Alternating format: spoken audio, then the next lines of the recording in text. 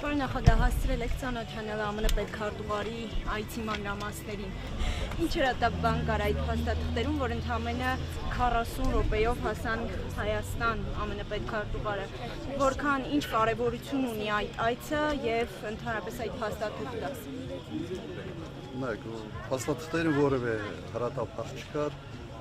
Ինձ համար ակնհայտ է, որ այս այցը եղել է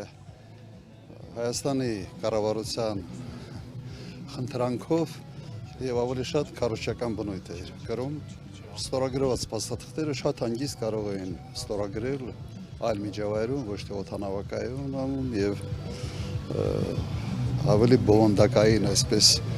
մեծ կշիռ հաղորդել այդ փաստաթղթերին։ Դուք երեք հարցազրույցում խոսեցիք այդ ուղու մասին, թրիփի մասին, բայց այդ ժամանակ դեռ փաստաթուղթը ստորագրված չէր։ Ընդհանրապես ԱՄՆ Իրան պատերազմի չդադարեցված, այս ամեն ինչի ֆոնին, ինչ վտանգ է ներկայացնում այդ փաստաթուղթը։ Սա ակնհայտ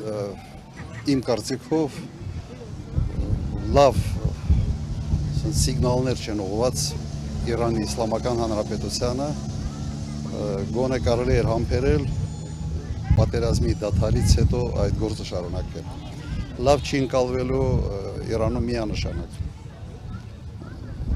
Պարոն նախագահ, ես պարզապես ուզում եմ հասկանալ, ԱՄՆ-ն, Եմեն, ինչ ազդակներ են ստացել։ Ըստ ձեր կամ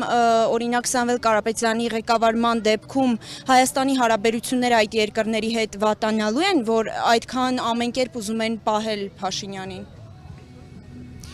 Հաստատ չեն վատանալու եւ այս էնտուզիազմը, որով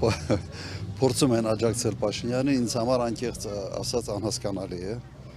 որովհետեւ ունենք նախկինում շատ արդյունավետ համագործակցություն եւ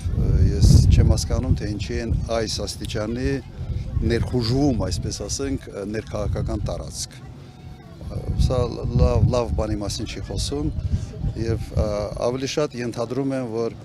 Ռուսաստանին ցավացնելու կամ Իրանին ցավացնելու ինչ որ քայլեր է ձեռնարկվում եւ մենք գործիք ենք դառնում նաեւ այս process-ի համար, որը Հայաստանի Հանրապետության շահերից չի բխում ընդհանրապես։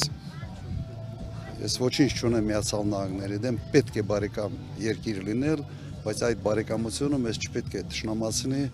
մեր այլ բարեկամների հետ, որոնք ներկա են տարածաշրջանում եւ շատ ավելի մեծ ազդեցության հնարավորություն ունեն եւ շատ ավելի ենք մենք կախված իրենց տնտեսական հզորություններից, կարողություններից։ Շնորհակալություն շատ։ Եվ երևի երկու բառ ես կասեմ, մենք այս ճոպանողու մոտ ենք եւ չեն կարող չհիշել ուղղակի Ռուբեն Վարդանյանին։ Չհիշել, որ սա իր շնորհիվ այսօր բավական տպավորիչ ծրագիր էր իրականացվել Հայաստանում եւ չի կարելի իր անունը մոռանալ եւ այսօր չի արվում ըստ էության ոչինչ մեր գերիներին եւ Արցախի ռազմաքաղաքական ղեկավարությանը հետ բերելու ուղղությամբ։ Սա